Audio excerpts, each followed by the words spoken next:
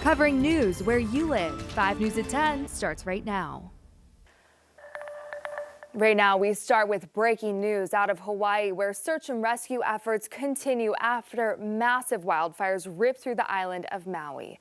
You've probably seen the images and videos like these on social media, towering flames spreading through homes and businesses, people racing to get out in time after fires tore through and created a destructive path across the island. Tonight, we're getting a look at the destruction from up high. Iconic buildings and homes have been flattened or just scorched by the flames. Here's the latest we know tonight. At least 53 people have been killed and an unknown number of people are currently missing. Leaders there say they expect the death toll to rise. President Joe Biden has approved a major disaster declaration for Hawaii, and Maui County officials say the fire near the historic town of Lahaina is about 80% contained. Officials on the island gave an update on search and rescue efforts about an hour ago. What we've seen today has been catastrophic, but we tell you there is going to be a team effort to bring our state back. What we saw was the utter devastation of Lahaina. We walked from end to end today as a team, Mayor Bisson for the county, Senator Schatz at the federal level, and myself, plus all of our teams.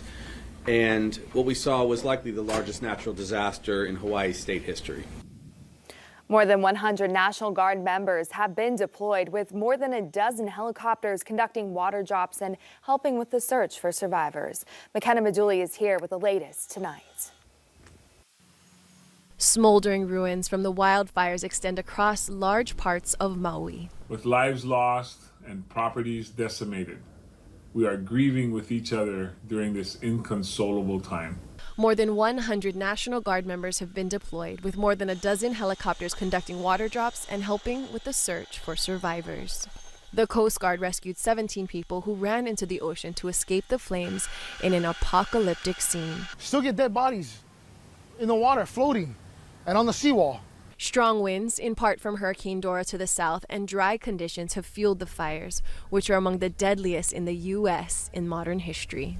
The fires forced evacuations in some areas, including the popular tourist spot of Lahaina, where homes and businesses suffered some of the worst damage and destruction. I grabbed some people who didn't have a way out, told them get their stuff, get in my truck, and we headed out. Traveling in Utah, President Biden pledged that federal disaster aid for Maui will bring help to those who need it. Anyone who's lost a loved one whose home has been damaged or destroyed is going to get help immediately.